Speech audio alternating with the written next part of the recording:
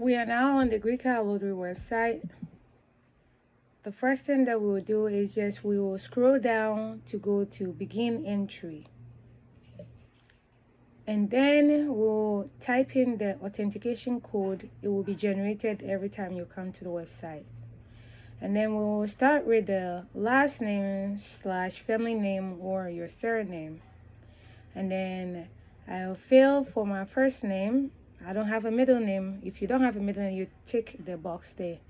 So I select my gender, and that's going to be female, of course. And then the next part is going to be the date of birth.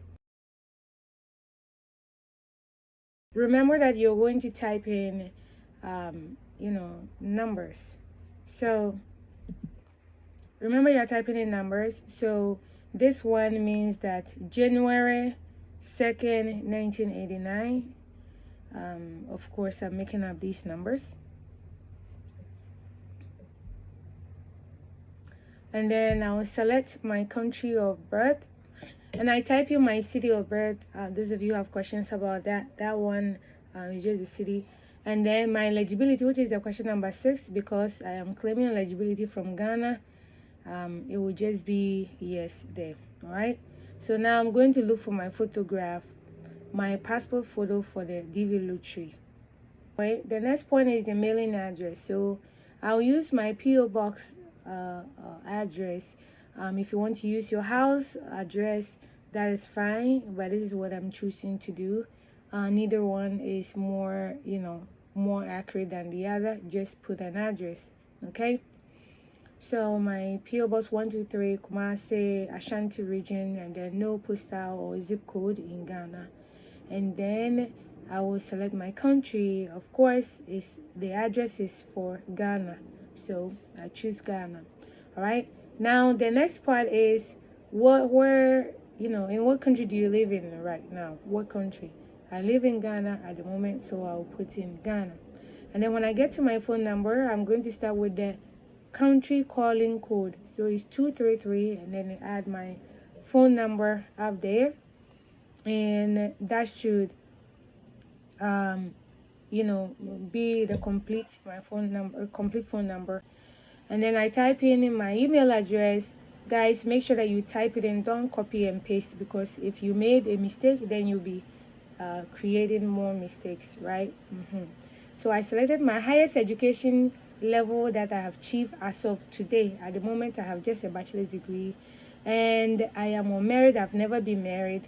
That is what I'm choosing for these purposes. And then they asked me number of children. I have one child. So now it's going to ask me about information about my derivatives. Okay, so you're going to type in your derivatives, guys. Here you see that if I realize I made a mistake on the previous page, you click the go back to part 1. Don't use the back arrow at the top here. All right, so I'm writing my baby's name is Wofoy. Wofoy. It's like I'm now thinking about the name. Can you imagine? I'm not thinking about the name to put up there. Wofoy Adasa. So her name is Adasa Wofoy. Okay. No middle name for my little girl. So she was born February 23rd. It will be 2022. Okay. I typed 2021. I was like, you know what? Let me make it 2022. So because of the photo that I'm using. So of course she's a female. She's a girl. And so now we're going to go to the city that she was born in. Well, my little girl was born in Monrovia, Liberia. So I'm going to put that information there because that is the correct information. I gave birth to my daughter in Liberia, Monrovia. All right. And I'll have the birth certificate to prove that. And then they asked me, of course, I've put in the city where my daughter was born at, and then the country name is Liberia, so I'm looking for Liberia here. I've put Liberia there, right? Guys, if you are the main applicant and your daughter was born or your son was born in another country, know that the chargeability will still be attached to the mother, okay? Now brought my little girl's passport photo here. Look at her, isn't she cute? All right, AI baby.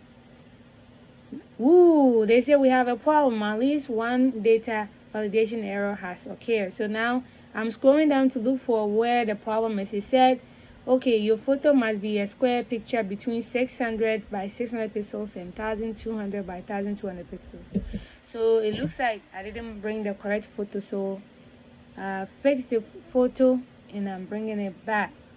Okay, and let's see if that works. Yes, it works. So now it's brought me to the review page, telling me everything that I've typed in is everything correct. So you will have to take time, look through and see, is everything correct?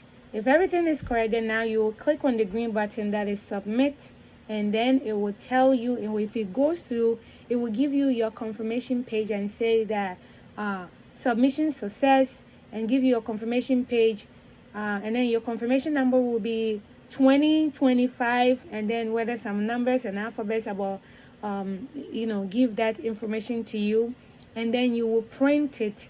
Either you print it or you screenshot it, however you're going to save it. Make sure you save it because they will not email it to you guys. This is how it's done, as simple as that. This is me filling the application as a single mom. I've never been married. I am a baby mama. I decided to fill this application like that. All right, so let me know how this works out for you. Okay guys, it should be simple for you to do this.